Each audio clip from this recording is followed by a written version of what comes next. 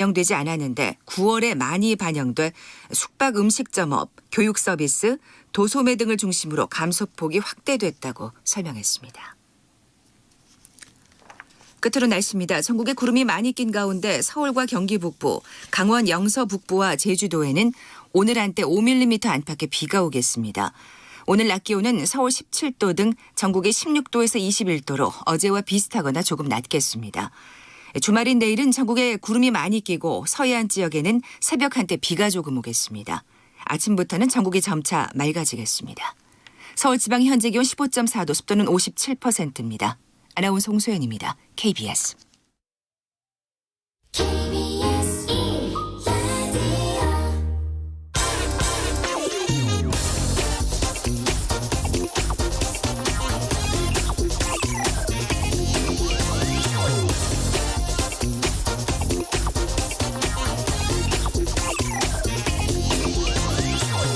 네, 요즘 라임, 옵티머스 등 사모펀드 관련 사기 사건들에 대한 기사들이 참 많이 나옵니다.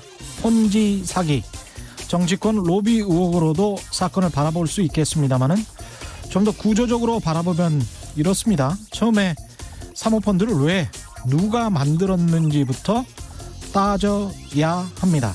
그게 금융당국과 금융기관 등이 금융시장 선진화, 활성화한다고 만든 겁니다. 선진국에서 규제 완화해서 다 그렇게 하고 있으니까 우리도 모든 관련 규제 다 풀기 시작한 게 10여 년 전부터 그랬습니다. 그런데 라임이든 옵티머스 등 아니면 현재 자산운용사나 부동산 신탁회사, 대형 로펌에서 기사 딸린 대형 승용차 타고 하루에 전화 한두 통 하면서 한 달 월급 수천만 원씩 받아가는 사람들은 누군가? 전 금감원장, 전 재경부 장관, 전 경제부총리 이런 사람들이죠. 제가 관련 자료를 살펴보니까 무려 1930년대에 출생한 재무부 장관이 부동산 신탁회사 최고 임원으로 오랫동안 계셨고 이번에 라임 옵티머스 사태에도 아주 유명한 1940년대생 경제부총리가 고문으로 등장하더군요. 재임 때는 금융 선진화 외치고 본인들 퇴직해서 하는 행태는 사실상의 정관 로비스트. 너무 후진적이지 않습니까? 이러니까 무피하라는 말이 나오는 겁니다. 제발 작작 좀 해드시죠. 네, 안녕하십니까. 세상에 이익이 되는 방송 최경영의 경제쇼 출발합니다. 저는 진실탐사 엔터테이너 최경영입니다. 유튜브 오늘도 함께 갑시다.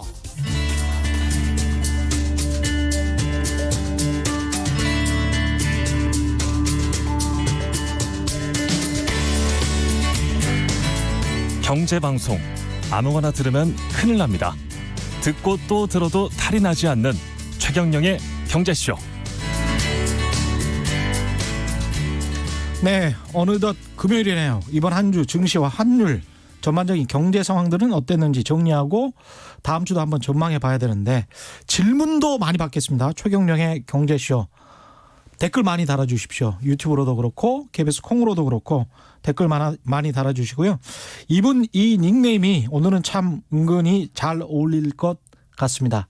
염불리 이베스트 투자증권의 염승환 차장 나오셨습니다. 안녕하십니까? 네, 안녕하세요. 예, 오늘 그 질문 많이 받을 각오 네. 하시고 나온 거죠? 네, 예, 각오했습니다. 예, 오늘은 개별 주식이랄지 이런 것들도 막 물어보면 제가 이제 답변 가능한 선에서 이제 말씀해 예. 주시는 겁니다. 네네.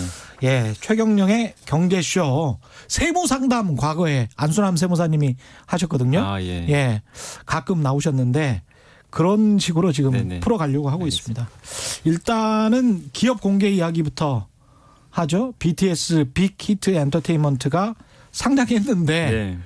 그 전에 했던 뭐 SK 바이오팜이랄지 카카오 게임즈하고 비교하면 별로 그렇게 네. 썩 신통치 않았습니다. 그러니까 이게 예. 약간 학습 효과라고 해야 될 것 그쵸? 같아요. 약간 예. 왜냐하면 그 전에 그 두 기업이 사실 주가가 올라간 것까지는 좋았는데 유지가 좀 됐으면 아마 또 이 빅히트도 좀 굉장히 견조하지 않았을까 싶긴 한데 예. 두 기업 다 일단 고평가 논란은 분명히 있었잖아요. 그랬죠. 근데 그 후에 주가가 이제 굉장히 크게 빠졌거든요. 고점 대비해서. 그러다 보니까 이제 그런 걸 좀 봤던 투자자들이 일단 지금 어제도 사실 따상이라 그러죠. 더블 가고 상한가를 갔습니다. 그러니까 더블 가고 더블 간 상황에서 또 상한가를 가는. 예, 그래서 어제 13만 5천 원이 공모가인데 예. 27만 원에 시작을 해서 와. 35만 1천 원까지 한번 찍었어요. 상한가를. 야. 이제 그 후로 잠깐 찍고 이제 물량이 쏟아지더라고요.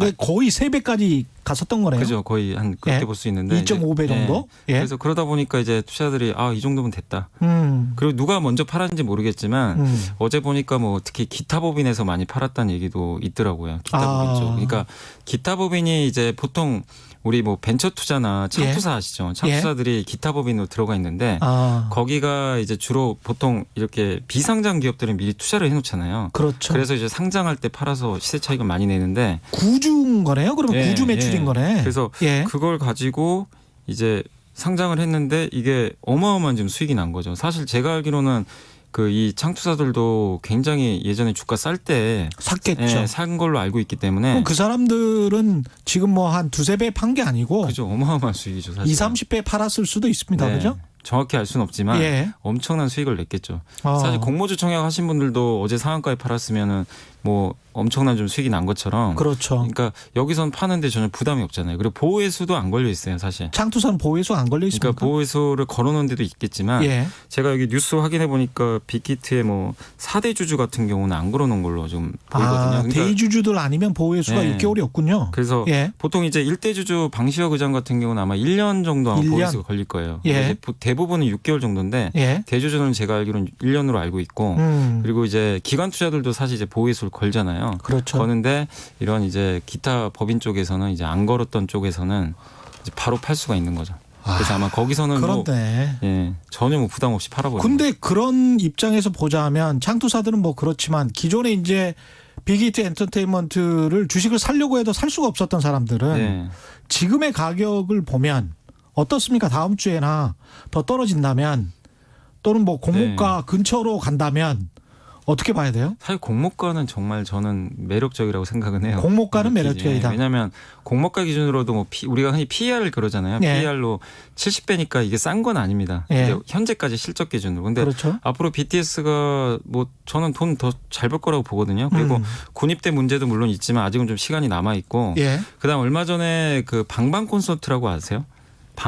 이게 뭐냐면 이제 그 BTS가 이제 온라인으로 예. 전국의 방방. 예, 예. 그러니까 예. 방구석에서 뭐 즐기는 뭐 이런 콘서트라고 예. 하더라고요. 근데 거기에 그 보니까 가격 콘서트 티켓 가격이 한 얼마였냐면 5만 원 정도 하더라고요. 우리 오프라인 콘서트 하면 보통 10만 원 넘거든요. 그렇죠. 근데 물론 이제 온라인이니까 더 싼데 예. 우리가 보통 오프라인 콘서트를 뭐 10회나 20회 한다고 가정을 해봤을 때 못 가요. 그리고 한 사실은. 3만 명 예. 정도. 그렇죠. 그죠? 뭐 많아야 5만 명이잖아요. 뭐 이런 예. 뭐 돈 같은데 하더라도. 티켓이 금방 동나서. 예. 근데 90만 명이 봤대요. 동시 접속자 수로. 90만 90만 명이 한 번에 본 거죠. 근데 사실 이게 뭐 그냥 온라인이니까 그렇죠. 서버만 되면 예. 무한대로 볼 수가 있는 거죠. 그러니까 이게 뭐냐면 한 번에 사실 비용 부담도 없습니다. 그냥 한 번에 중계만 하면 되니까 거기 스텝도 적고. 근데 그러네. 그걸 가지고 예. 그만한 수익, 그러니까 한 번에 한 500억을 벌었다고 그러더라고요. 그거 와. 매출액이. 그냥 한 번 딱 했는데 예. 그러니까 엄청난 거죠. 근데 이거를 앞으로 이제 언택트 이게 코로나 때문에 어쩔 수는 없지만 예. 오프라인을 할 수 없을 때까지는 계속 이 비즈니스를 갈 텐데 그렇죠. 결국엔 이제 이거는 BTS만이 아니라 뭐 SM도 그렇고 이런 것들을 지금 계속 기획을 하는 걸로 제가 알고 있거든요. 왜냐하면 이익률 면에서 엄청나거든요. 이게 왜냐하면 해외 로케이션을 할 때마다 그렇죠. 거기 따르는 스태프들 비용이 그렇죠. 엄청난데 예. 이거는 그냥 한 장소에서 그냥 찍기만 하면 되거든요. 근데 보는 사람들은 무한대란 말이에요. 그렇죠. 그러니까 그런 걸 봤을 때 근데 이거는 BTS니까 또 저는 이렇게 전 세계에서 예. 가능하니까. 예. 예. 그래서 다른 어떤 그 엔터테인먼트 사보다 이 BTS를 가지고 있는 빅히트의 장점이 이거기 때문에 국내용인가 해외용인가 이게 굉장히 중요하네. 중요해요. 근데 예. BTS는 정말 전 세계잖아요, 진짜. 그렇죠. 예. 예. 그러니까 그런 것들을 보여줬기 때문에 사실 가치 평가하기가 되게 힘들어요. 우리가 BTS가 얼마 가치가 있습니까? 이거를 딱 질문을 했을 때 그렇죠. 하나의 무형 자산인데 예. 그 팬덤도 어마어마한데 이거를 가치 평가하기 되게 어려워요. 그래서 뭐 한 증권사에서는 38만 원까지 목표가를 제시했거든요.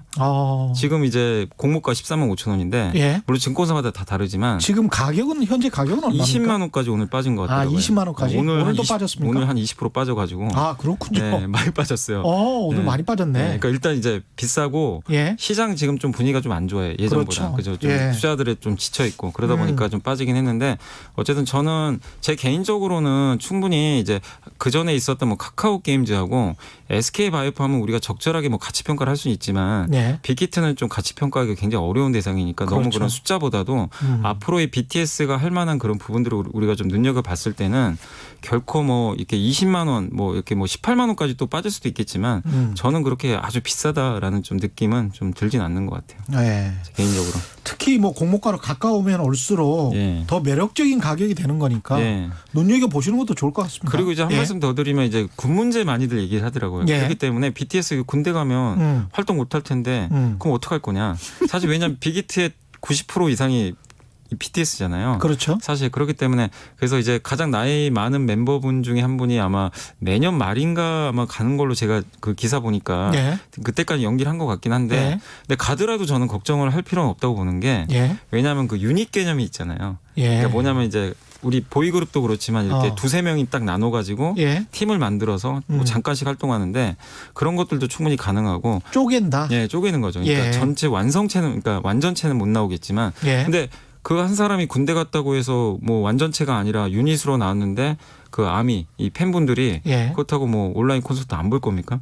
저는 뭐 그대로 본다고 보거든요. 그리고 동방신기라는 그룹이 아시죠? 예. 동방신기가 5명이었잖아요. 예. 5명이었는데 이제 2명만 활동하잖아요. 근데 뭐 뉴스 많이들 보셨겠지만 일본에서 엄청 그 2명이서 일본 콘서트 시장을 그냥 다 쓸어버렸거든요, 사실상. 그래요. 5명이 아니라 2명이 했는데도 일본에서 엄청난 인지도를 가지고 이미 보여줬어요. 그럼 BTS는 그거보다 훨씬 더 파급력이 큰 그룹인데 예. 단지 멤버 한 명이 군입대를 했다고 예. 그게 어디 가겠냐 이거죠. 그래서 아니 저는 근데 예. 뭐 위험 요소 같은 게 인간과 인간 사이의 거래잖아요. 네. 계약을 한 거잖아요. 네. 그렇죠? 그러면 BTS의 멤버들이 네. 이제 돈도 충분히 벌었고 음악도 하기 싫은 사람이 네. 나올 수도 네. 있는 거지 않습니까? 사람 마음이라는 그죠, 게 그죠. 바뀌는 거니까. 그래서 만약에 뭐 은퇴를 한다든가 네. 뭐 방시혁 씨와 계약을 파기한다든가 네. 그럴 가능성은 항상 열려 있는 거 아닙니까? 그런 거는 항상 있죠, 당연히. 그쵸. 어느 뭐 엔터사이는 그건 다 마찬가지인 것 같아요. 근데 BTS가 그래도 이번에 제가 알기로는 그 이번에 계약을 뭐 재계약 한 해 만에 예전에 얘기가 나왔던 것 같은데 어쨌든 재계약을 했어요. 성공을 했기 때문에 향후 몇 년은 같이 가는 거니까 그 리스크는 아직 몇 년 동안은 좀 너무 걱정하실 필요 없을 것 같고 그리고 예. BTS 입장에서도 빅히트 어쨌든 방시혁 의장과 같이 커왔잖아요. 예. 그 컨셉을 가지고 그래서 쉽게 저는 뭐 탈퇴하거나 그러니까 뭐 정말 뭐 불미스러운 일이 발생하지 않는 이상은 저는 그대로 좀 가지 않을까 예. 생각은 하고 있습니다. 7933님 경제쇼 플러스 공식 루트는 어딘가요? 지난번에 홍익대 교수님 방송 듣고 플러스 보고 싶었는데 예전 오윤혜 씨와 방송했던 것만 나와서요. 최경령의 경제쇼 폴더에 있고 최경령의 경제쇼 폴더는 KBS 1라디오에 있죠. 그러니까 KBS 1라디오 최경령의 경제쇼 요렇게 해서 찾아가시면 될 것 같고요. 매주 토요일 오전 11시에 실시간 방송이 되니까요. 내일도 유현준 교수 그리고 이동엽 개그맨 나와서 아주 재밌었습니다. 예.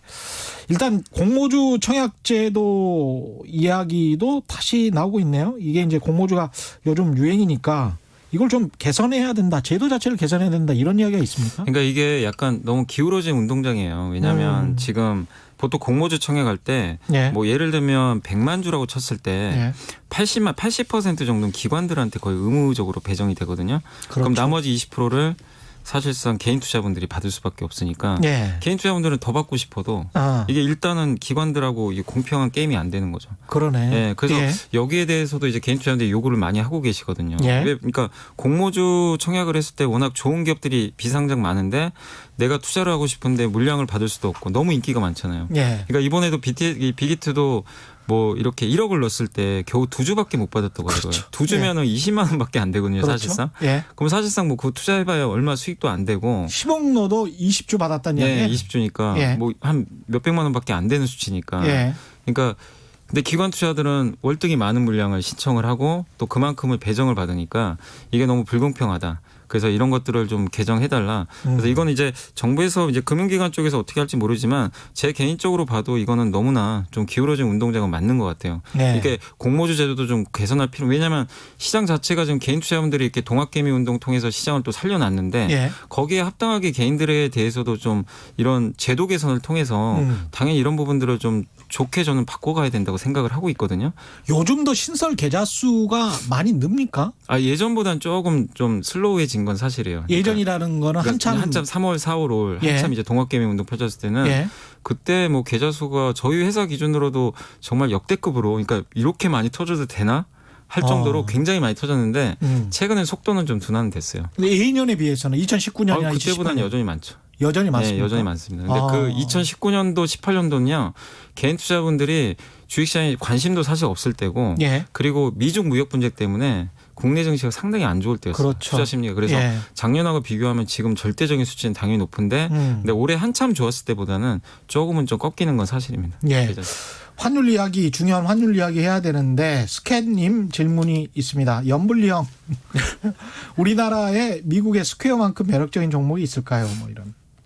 스퀘어. 예. 약간 이제 그 스퀘어 같은 기업들은 이제 어떻게 보면 이제 언택트형, 예. 약간 이제 클라우드형 뭐 그런 기업들이라고 좀 볼 수가 있을 것 같긴 한데 국내에서는 이제 그런 소프트웨어 기반으로 좀 잘하는 회사가 대표적인 게 사실 그 더존 비전 같은 회사들이 있습니다. 혹시 들어보셨는지 모르겠는데 뭐 하는 회사죠? 이 데이터 센터라든가 예. 클라우드 회사예요, 한마디로. 그러니까 예. 원래 이 회사가 했던 게 뭐냐면은 예전에 뭐 그런 세무 회계 같은 거 있잖아요. 기업들. 그런 것들 이제 대신 예. 해줬는데 그게 이제 돈이 되다 보니까 그걸 기반으로 해가지고 이제 대기업들은 자체 계열사가 있잖아요. 그렇죠. 삼성전자 같은 경우는 삼성 SDS라는 회사가 맞습니다. 다 그런 걸 해줍니다. 예. 알아서 다 전사적 뭐 자원관리라고 하는데 맞습니다. 예. 왜 기업들의 ERP. 근데 중소기업 같은 건 그런 게 없잖아요. 그렇죠. 하기도 힘들고 구축하려면 돈도 많이 들고. 예. 근데 그 시장을 파고 들어가지고 ERP 시장을 이제 장악을 해버렸던 거죠. 어떻게 보면. 그래서 국내에서 이제 거의 독보적인 회사인데 그런 케이스로 성장을 했는데 좀 아쉬운 건 이제 그게 워낙에 잘 되다 보니까 예. 주가 좀 많이 오른 건 좀 사실이에요.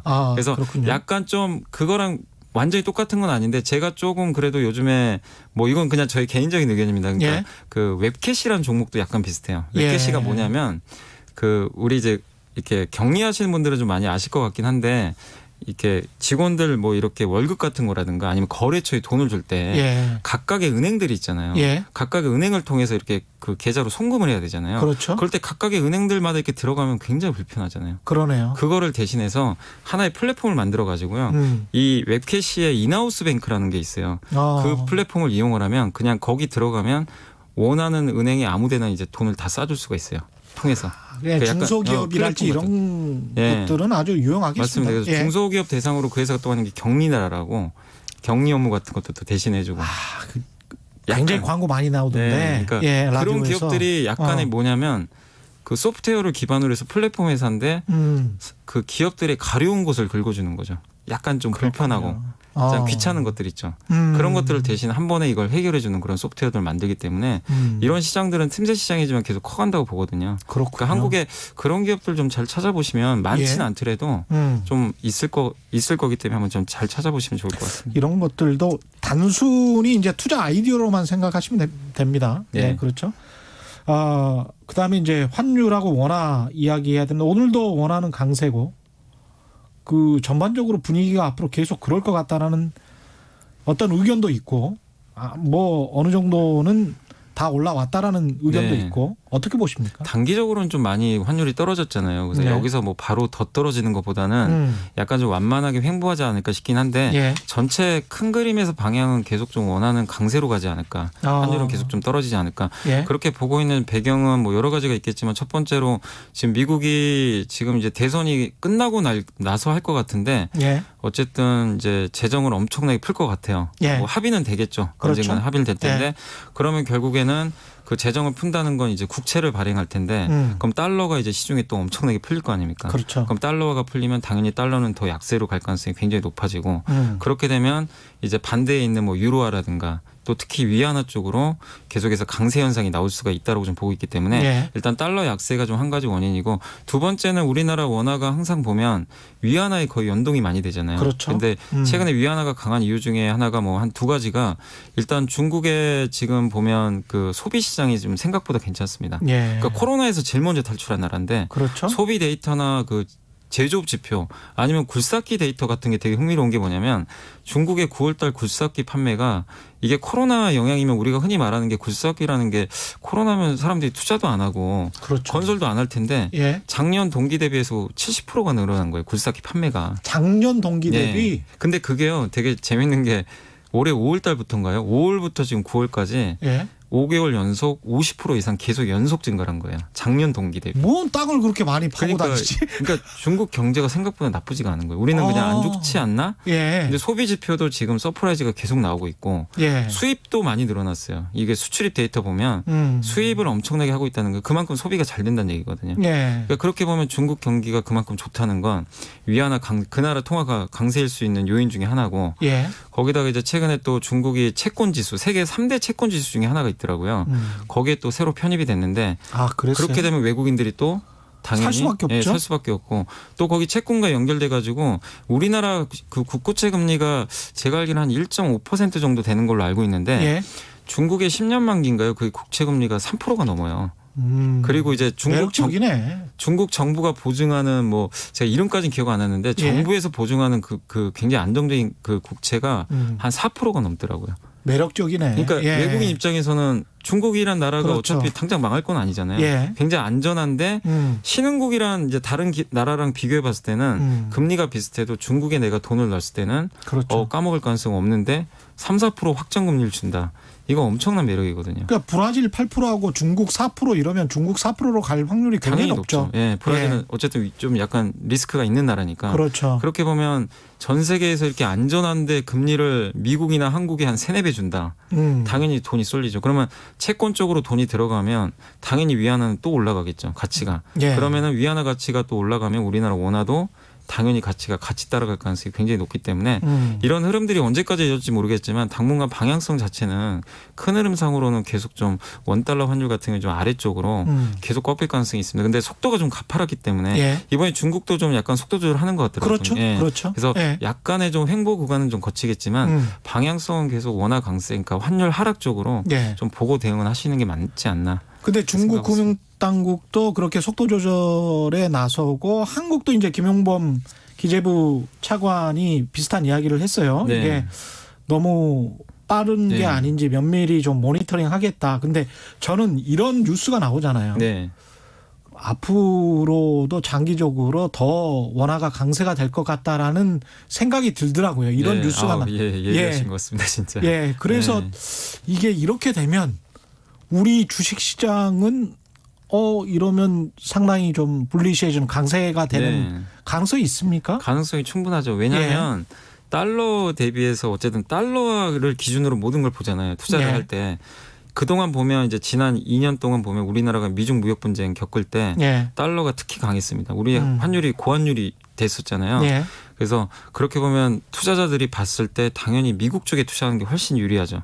우리 원화에 투자하는 것보다는 당연히. 예. 그래서 그 2년 동안 우리나라가 좀 어떻게 보면 좀 죽어나가는 동안 사실 미국 증시는 엄청나게 갔죠. 엄청 올랐죠. 테슬라, 예. 뭐 애플, 뭐 아마존 할 것 없이 그래서 뭐 서학개미 운동도 펼쳐졌던 거고 누가 이제 그때 뭐 그런 분들도 계시다고 누가 코스피 투자하냐 이렇게 미국 이렇게 좋은데 그랬죠. 그런 분들 많이 계셨어요. 예. 근데 지금 이제 상황이 바뀌어간다는 거죠. 오히려 이제는 달러는 누가 봐도 약한 흐름으로 갈 수밖에 지금 없게 지금 미국이 돈을 계속 풀 수밖에 없는 그렇죠. 상황이니까 예. 그러면 달러 외의 자산 중에 좀 매력적인 자산이 뭘까? 근데 보면 경제 성장률도 봐야 되잖아요. 그렇죠. 유럽에 투자하기는 너무 아직은 위험한 것 같아요. 지금 계속 확진자 늘어나고. 코로나도 예, 심각하고. 예. 근데 이 아시아권에 보니까 뭐 일본은 그렇다고 쳐도 중국은 이미 코로나 거의 다 벗어난 것 같고 예. 한국도 대비를 잘해놨는데 얼마 전에 IMF에서도 경제 성장률 전망치 올렸더라고요, 한국을. 예.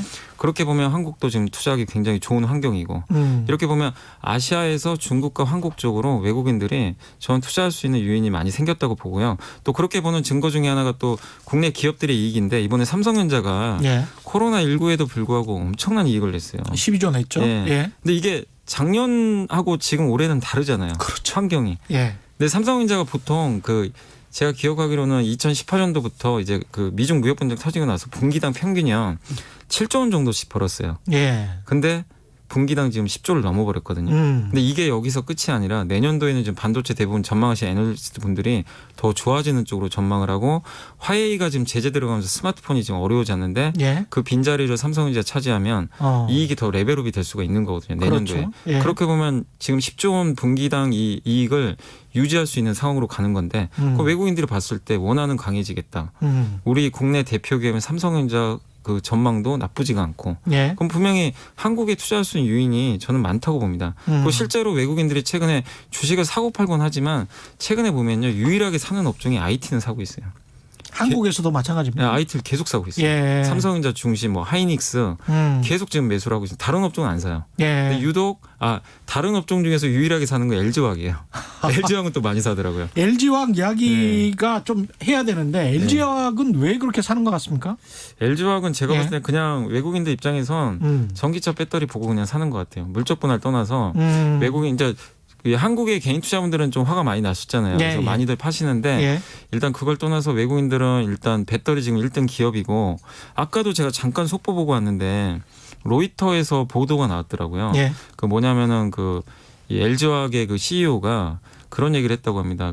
이제 두 개 회사, 그러니까 어떤 회사인지는 언급은 안 되는 테슬라는 아닌 것 같아요. 예. 기사에 나와서 테슬라는 예. 아닌데 세계적인 유명 자동차 회사랑 또 한 두 군데랑 또 계약을 했대요. 조인트 벤처를 만들겠다. 조인트 벤처를 만들겠다. 그건 뭐냐면 LG화학을 원하는 데가 지금 너무나 많은 거죠. 어떻게 보면. 그렇죠. 예. 세계적으로 그리고 이게 삼성과 많이 비교들을 하는데 삼성 투자하신 분들은 좀 그건 알고 계셔야 될 것 같아요. LG화학 같은 경우는 20년 전부터 배터리를 시작을 했어요. 예. 전기차 배터리 2000년 초반부터 시작했고 삼성 S대는 상대적으로 좀 늦었거든요. 예. 근데 그 적자를 보면서도 이렇게 이끌어왔거든요. 그래서 사실 이제 그러다 보니까 오래된 주주분들이 더 화가 나신 것 같아요. 사실은. 내가 이렇게 오랫동안 같이 해왔는데 전기차 배터리 믿고 왜 물적 분할해서 그걸 없애느냐. 그렇죠. 뭐 그럴 수 있는데 그걸 이제 논외로 하더라도 전기차 배터리 오래 해왔고 그다음에 이제 캐파라 그러잖아요.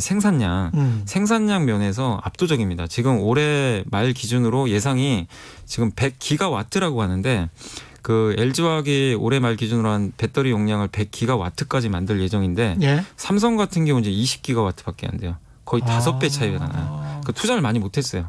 그 정도군요. 근데 지금 전기차를 만드는 회사는 제일 급한 게 배터리예요. 그렇죠. 이걸 안정적으로 공급받고 싶은데 예. 이걸 공급을 제대로 만들면서 대량으로 만들어줄 회사가 세계 몇 개 없어요. 예. 중국에 그나마 CATL 정도. 그렇죠. 요거밖에 안 되니까 LG화학 외에는 선택지가 없는 것 같아요. 그러니까 이제 같이 하자는 거죠. 그러니까 LG화학을 이렇게 우리가 그냥 분할 이슈를 그냥 떼고 그냥 기업만 놓고 이렇게 배터리만 놓고 생각하면 네. 세계 최고의 회사거든요. 그러니까 외국인들 입장에서 이제 그것만 보고 그냥 계속 좀 매수를 하는 게 아닌가. 그리고 최근에 이슈가 생겨서 어쨌든 주가 빠졌잖아요. 그렇죠. 또 저가 메리트가 있다 보니까 그래서 외국인들이 좀 그런 면에서 삼성전자도 사지만 예. LG화학도 업종 대표주로 그렇게 좀 보고 같이 좀 편입을 하는 게 아닌가. 좀 그 그런 생각을 하고 있습니다. 현대차 코나? 예, 코나에서 배터리 불난 거 있지 않습니까? 예. 폭발한 거 그거하고는 연관이 없습니까? LG화학이랑? 근데 그게 이제 좀 약간 우려가 됐던 게 예. 이렇게 되면 또 현대차하고 또 사이가 안 좋아지는 거 아니냐. 그잖아요. 그렇죠. 왜냐하면 예. 국토부에서는 발표를 했거든요. 이건 배터리셀 문제다. 분리막이 이게 터져가지고 예. 그러면 이제 그건 LG화학 잘못이거든요. 배터리 문제니까. 그렇죠. 그렇게 했는데 LG화학은 반박을 했어요. 이건 아니다. 왜냐하면 다른 전기차에도 비슷한 배터리가 들어갔는데 그건 뭐 아무것도 이상이 없다고 하는데 그리고 너무 성급하게 왜 이렇게 빨리 결론을 내느냐.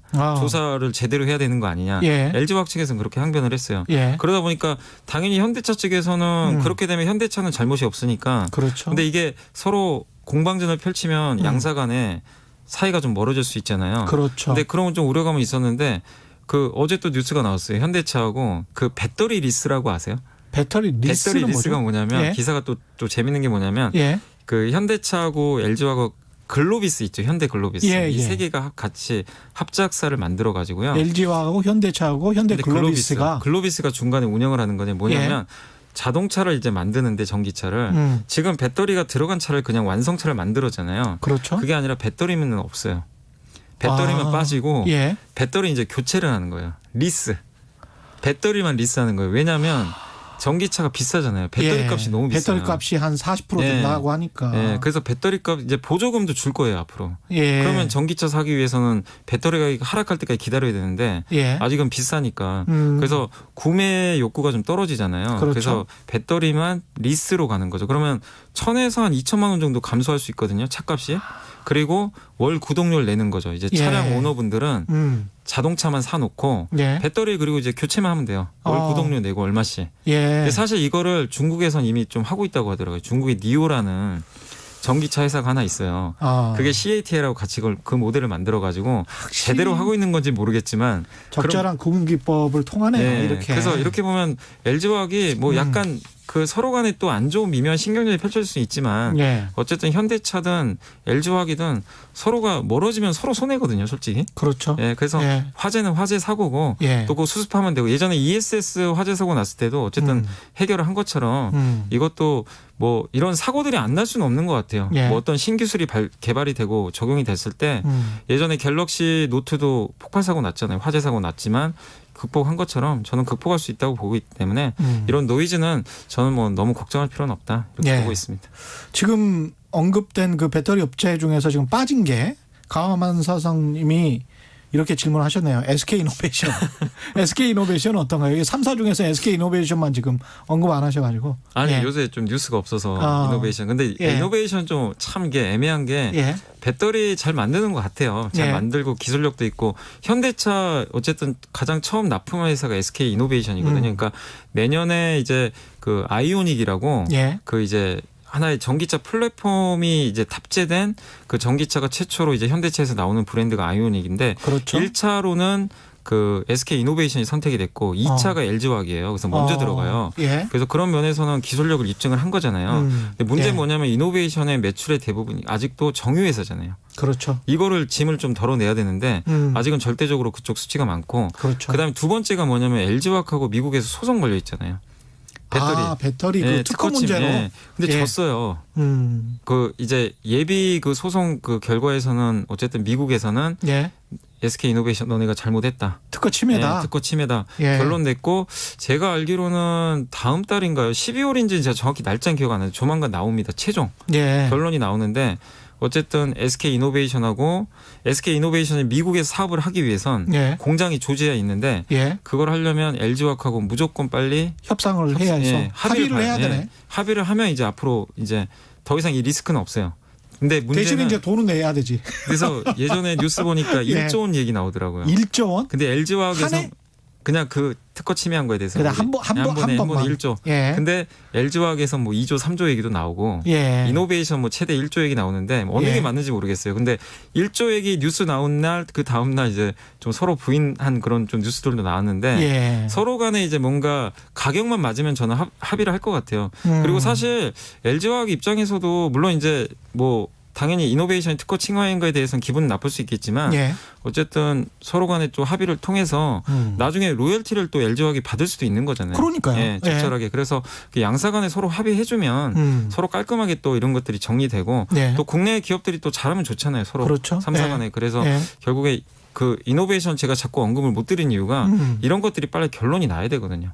그 날 때까지는 좀 아직은 좀 우리가 불확실하니까 좀 그러네요. 기다려 봐야 된다. 그래서 예. 분명히 지금 현대차하고도 잘하고 있고 한데 좀 미국의 소송 결과까지 합의까지는 한번 기다려 보자. 이렇게 좀 말씀을 드리고 싶습니다. KT 주님, 연불리 덕에 저는 그때 패닉셀 안 하고 기회 봐서 적절히 매도했답니다. 연불리 최고. 네, 감사합니다. 예. 최경영의 경제쇼도 최고. 뭐 이렇게 덧붙여 주시면 더 좋은데. 예. 정지혜님, 나이스 평가 정보도 외국인이 계속 삽니다. 왜 사는 걸까요? 기관은 계속 파는데. 나이스 평가 정보는 그게 이제 신용 평가사거든요. 그렇죠. 신용 예. 평가사인데 여러분들 이제 신용 뭐 이렇게 대출 받을 때 은행에서 이제 신용 조회 같은 거 하잖아요. 예. 그 데이터들을 사실 다 나이스 평가 정보가 대부분 제공을 하거든요. 예. 뭐냐면 하나의 빅데이터죠. 이 빅데이터를 옛날에는 예. 그냥 이제 활용을 할 수는 없었어요. 그죠. 이제 그건 불법이니까 개인 그렇죠. 신용 정보가 예. 들어가니까. 근데 이번에 법 개정을 통해 가지고 아마 데이터 3법 들어보셨잖아요. 그렇죠. 그걸 통해서 이제 물론 이제 익명이지만 약간의 익명이 좀 들어가지만 그런 신용 정보들을 이제 적절하게 활용할 수 있는 거죠. 이 나이스 평가 정보가 상품화를 할 수 있는 거죠. 어떻게 보면은 옛날에는 그냥 은행들한테 제공해서 약간의 예. 수수료만 받았다면 예. 이제 자체적으로 그걸 활용해 가지고 뭐 금융 상품을 만들 수도 있는 거고 이제 외연을 늘릴 수 있는 건데 사실 예전부터 그런 얘기는 좀 있었어요. 외국인들이 이거 언젠간 좀 풀리지 않을까 이런 네. 이제 법 개정을 통해서 이런 왜냐하면 미국 같은 데는 이미 그런 것들이 돼 있기 때문에 근데 그렇죠. 국내에서 그게 막혀 있었는데 예. 몇 년 전부터 이제 외국인들이 계속 매수를 하더라고요. 저도 좀 처음에 의아했어요.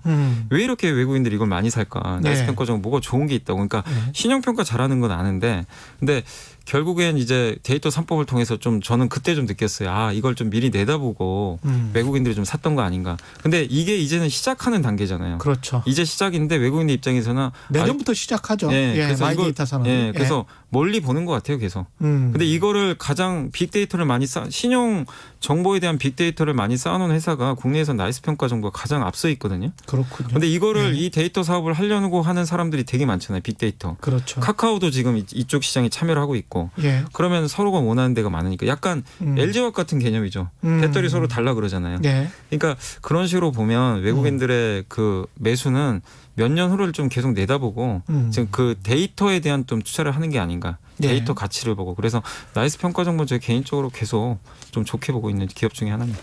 마이데이터 산업과 관련해서는 한 일주일 전쯤에 키움증권의 서병수 상무가 나와서 자세하게 1시간 동안 이야기를 했거든요. 그거를 좀 참조를 하시면 좋을 것 같고요. 이경수님, 배터리도 제너레이션 충전 방식 아니면 모터 전기 생산 방식으로 뭐 배터리 달 필요 없다는데요. 이런 글쎄요. 예. 거기까지는 저도 생각은 못 해봤습니다. 너무 기술적인 그 거라서. 기술적인 부분 저도 잘 모르겠습니다. 7249님, 한국투자에 베트남 그로스펀드를 가입한 지 3년 정도 됐는데 수익이 난 것은 몇 번 안 되고 계속 마이너스고요. 얼마 전에 은행에 환매하려고 상담하다가 지금까지 그 펀드를 판매한다고 하고 있어서 해지 못하고 불이익 금액을 줄였습니다. 베트남 그로스펀드입니다. 베트남이요? 예. 근데 베트남이 되게 핫했었잖아요. 근데 이제 요즘에 보셔야 될 게 뭐냐면 이제 코로나 리스크라든가 이런 것 때문에 전 세계가 좀 다 안 좋은 상황인데 그렇죠. 사실 베트남도 지금 투자도 많이 하고 있고 이제 한국형 뭐 모델이라 그래가지고 되게 각광을 많이 받았는데 예. 근데 또 지금 한국에 뭐 삼성전자라든가 대기업도 거기 가 있고 한데 저는 좀 그렇게 말씀드리고 싶어요. 결국 그쪽도 나중에 뭐 한국처럼 될 수 있다고 하더라도 거기 지금 경제 그러니까 많은 제조업 부분을 많이 좌지우지하는 것 중에 하나가 결국 이제 국내 기업들의 투자거든요. 예. 그렇게 봤을 때 국내 기업들이 잘했을 때 오히려 베트남도 저는 수혜를 받는다고 생각을 해요. 그렇게 보면 사실 제 개인적으로는 사실 여러분들이 베트남을 정말 알고 투자하시는지 제가 잘 모르겠어요, 솔직히. 예. 저도 잘 모르거든요, 예. 베트남 나라에 대해서. 그렇죠. 그러니까 한번 그거는 생각을 해보세요. 차라리 그러니까 제가 왜 삼성전자 얘기를 드렸냐면 삼성전자가 차지하는 비중이 막대예요, 베트남 경제에. 그렇죠. 어마어마하거든요. 예. 그럼 차라리 저라면은 만약에 삼성전자가 잘 안 되면 베트남도 당연히 안 될 가능성이 높은데 그러네요. 저라면 삼성전자를 투자하는 게 더 낫다는 거죠. 오히려. 삼성전자 현재 주가는 어떻게 보십니까? 삼성전자 저는 여전히 싸다고 보고요. 여전히 싸다. 네, 왜냐하면 예. 아까도 말씀드렸잖아요. 최벨라 대따님이 삼성전자 지금 사도 되나요?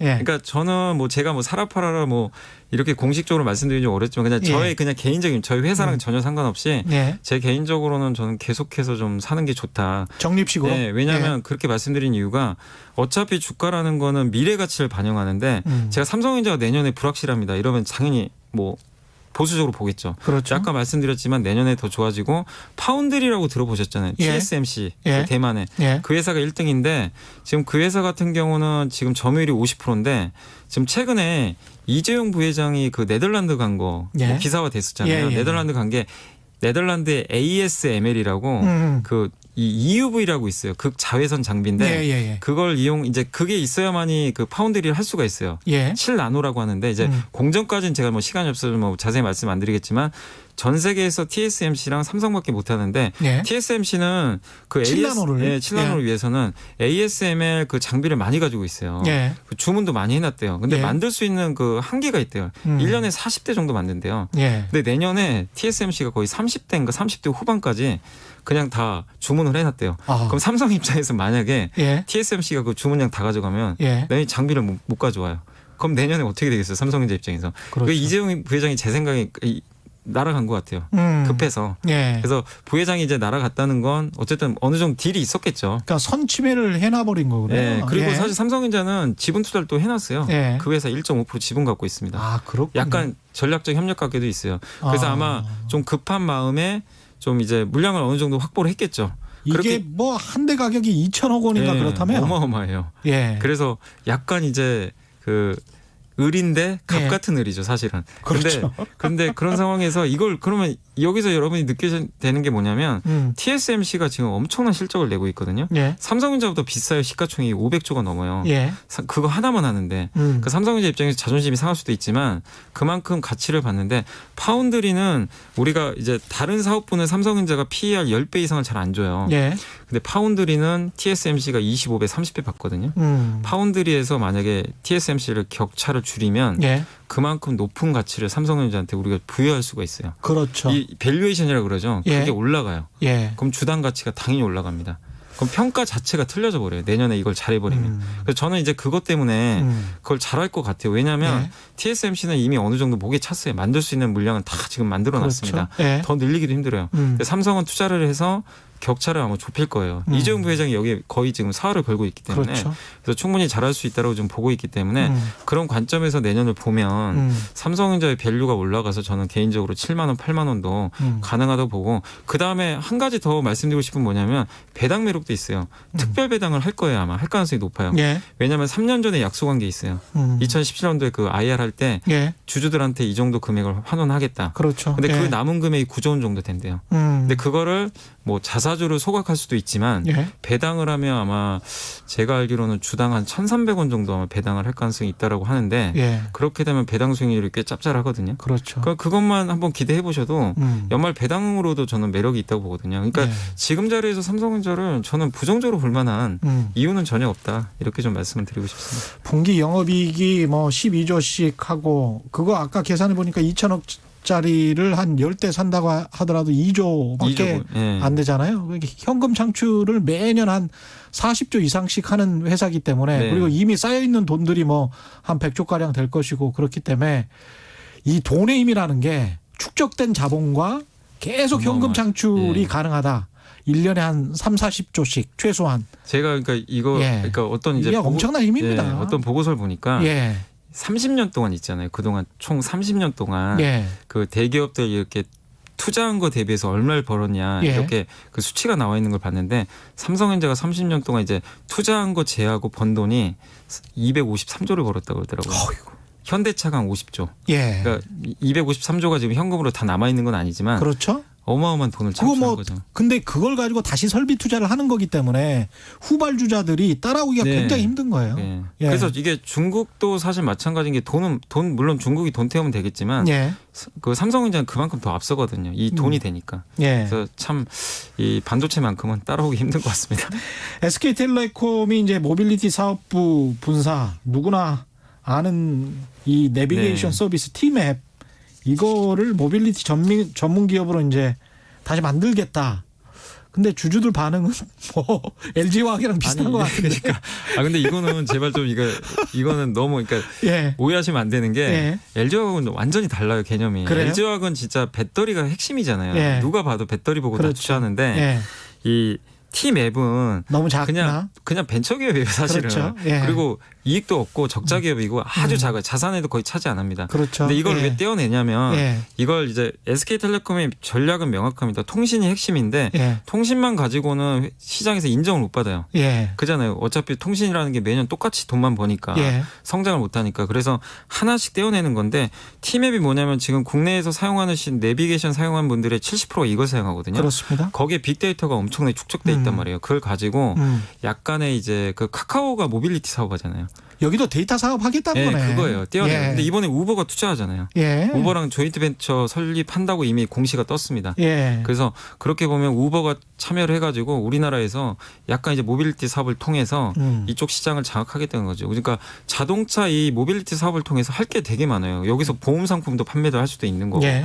주차장 사업도 할 수가 있는 거고 그렇죠. 다양하게 할 수 있어요. 네. 그러니까 카카오랑 한번 경쟁해보겠다는 건데 이게 그 주주분들이 오해하시면 안 되는 게 T맵이 그 전 전부터 엄청나게 돈을 벌어주고 성장성이 엄청 낮다면 예. 당연히 그거는 화나실 수도 있는데 예. 이건 그게 아니란 말이에요. 근데 네. 요즘에 물적 분할만 나오면 굉장히 좀 거부 반응이 알레르기 반응이 있죠. 네, 근데 이거는 전혀 아닙니다. 오히려 예. 물적 분할은 엄청난 호재거든요, 사실. 예. 그래서 SK텔레콤 그날 하루 빠지고 바로 또 올라왔어요. 그리고 그날 팔았던 주체가 제가 보니까 외국인이 다 팔았어요.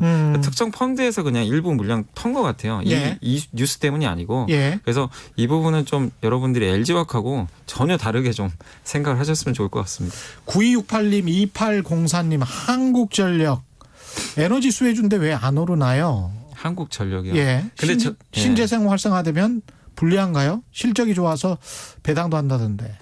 근데 이제 한국전력은 전 이 말씀을 좀 드리고 싶어요. 예. 뭐냐면 공기업이잖아요. 예. 그 한국전력 아까 제가 삼성전자가 예. 250조를 벌었다고 했잖아요. 투자한 것보다. 예. 그 한국전력은 약간 반대 기업입니다. 투자한 것보다 더 까먹었어요. 왜냐하면 이거는 사실 한국전력은 어떻게 싸게 보면 전기를 팔아야 되니까. 국민을 위한 기업이거든요. 예. 돈을 벌 목적으로 설립한 기업이 아니에요. 그렇습니다. 여러분들이 지금 전기를 어떻게 보면 또 마음껏 사용하시는 분도 계시겠지만 예. 그 전기를 사용하기 위해서 한국전력의 희생이 사실 필요하거든요. 그래서 이거는 그리고 국가에서 전기요금 함부로 또 못 올리잖아요. 그렇습니다. 여론도 있기 때문에. 예. 그래서 공기업을 투자하실 때는 이거를 돈을 버는 목적으로 여러분들이 난 이거 투자해서 공기업 투자해서 돈 많이 벌겠다. 그건 젊은 잘못된 생각입니다. 사기업을 하셔야 돼요. 공기업은 그런 설립 자체의 목적이 달라요. 그렇죠. 주식 시장이라는 건 이 예. 회사가 돈을 벌어야 여러분이 주주 배당도 통하고 예. 같이 가서 돈을 버는데 공기업 자체는 그렇죠. 그러니까 약간의 희생이라는 개념이 깔린 회사들이에요. 예. 가스공사도. 예. 그리고 만약에 신재생 에너지 또 투자하잖아요. 그럼 당연히 한국전력이 나중에 돈을 벌 수 있다 하더라도 예. 당장은 돈을 또 투자를 해야 돼요. 그걸 또 이제 기존의 정부 지분에서는 또 네. 어떻게든 세수로 확보하려고 할 네. 거예요. 벌어들인 거를. 네. 그래서 좀 이 한국전력 주주분들한테 죄송하지만 예. 이거는 좀 어쩔 수 없는 것 같아요. 지금 예. 공기업이라는 그 한계 때문에. 예. 예. 그 앞으로 이제 3분기 실적 시즌이 있는데 어떤 부분 주목해야 할까요?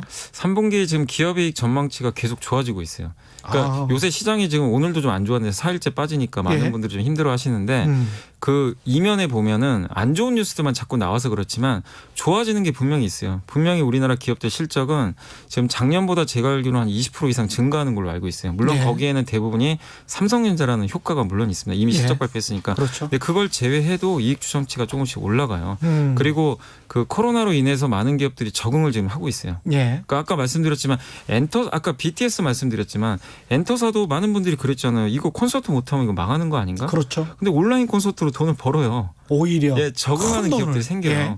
그러니까 그런 기업들을 찾아보시면 되게 좀 꽤 많이 있습니다. 그래서 여러분들이 3분기 실적이 다 좋다는 건 아니지만 이 안에서도 좋아지는 기업들, 전체 실적 좋아지는데 그 안에서 좋아지는 기업들이 분명히 좀 조금씩은 나오고 있으니까 예. 실적은 좀 좋게 보시면서 옥석거리기만 저는 잘하면 된다고 생각합니다. 그렇기 때문에 실적에 대해서는 여러분들이 좀 긍정적으로 예. 볼 수 있는 그런 전 시점은 왔다. 이렇게 말씀을 드리고 싶습니다. 그러니까 미 대선이 미치는 영향, 그다음 바이든이 뭐 거의 될 것처럼 하는 분위기. 근데 물론 뭐 안 될 수도 있죠. 네. 또 트럼프가 될 수도 있는데 이게 시장에 어떤 영향을 미칠까요? 사실 지금 바이든이 다 된다고 생각하시잖아요. 예. 그래서 이미 신재생 에너지도 많이 올랐고 그렇죠. 예. 근데 모두가 다 알면 그건 이미 주가에 다 반영이 된 거거든요. 그래서 오히려 저는 신재생 에너지 투자는 지금은 조금은 단기적으로는 조심해야 된다. 예. 이런 좀 논리를 말씀드리고 싶고 예. 한 가지만 더 말씀드리면 다음 주에 마지막 대선 TV 토론이 있어요. 예. 토론에서 결론이 어떻게 날지 모르겠지만 트럼프 대통령이 지금 다 졌거든요. 1차 졌고 예. 2차는 취소됐죠. 그랬죠. 이제 본인이 이제 예. 그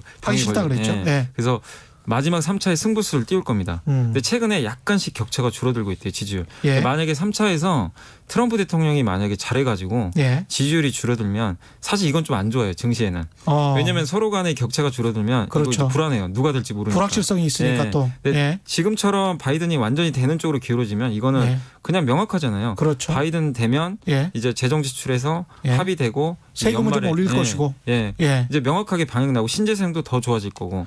그 전에 생각해 보면 세금 올릴 거라고 해가지고 아유 불안하네 이래서 이제 빠지는 네. 측면이 있었는데 어차피 맞을 매니까 네. 계산을 하고 아 확실하게 바이든이 되면 이런 쪽은 또 좋아질 거야 하면서 맞습니다. 주가가 이렇게 반영을 하는 것 네. 같습니다. 근데 이제 이게 좁혀지면 갑자기 트럼프가 될지도 모른다는 또 이게 변수가 생겨버리면 시장 참가자는 그런 거 싫어하거든요. 예. 그러면 일단 팔고 봐요 또. 예. 일단 누가 될지 기다려보자. 그러니까 다음 주 대선 TV 호론까지는 변수들이 있으니까 예. 바이든이다 뭐 이게 트럼프다 수혜 업종들이 많이 있잖아요. 그쪽에 저는 베팅하는 건 지금은 좀 참으셨으면 좋겠어요. 예. 확인하고 해도 늦지 않아요. 그래서 알겠습니다. 지금은 그 업종들은 좀 지켜보시기 바랍니다. 오늘 질문이 굉장히 많았는데 아쉽습니다. 다음에 염블리 염 차장님 다시 모시고 개별 주식 상담 계속해드리겠습니다. 최경영의 경제쇼 계속 들어주시면 고맙겠고요. 오늘 말씀 감사합니다. 지금까지 이베스트 투자증권의 염승환 차장과 함께했습니다. 고맙습니다. 네, 감사합니다. 예, 최경영의 경제쇼 여기까지입니다. 저는 KBS 최경영 기자였고요. 다음 주 월요일 4시 5분에 다시 찾아뵙겠습니다. 지금까지 세상에 이익이 되는 방송 최경영의 경제쇼였습니다.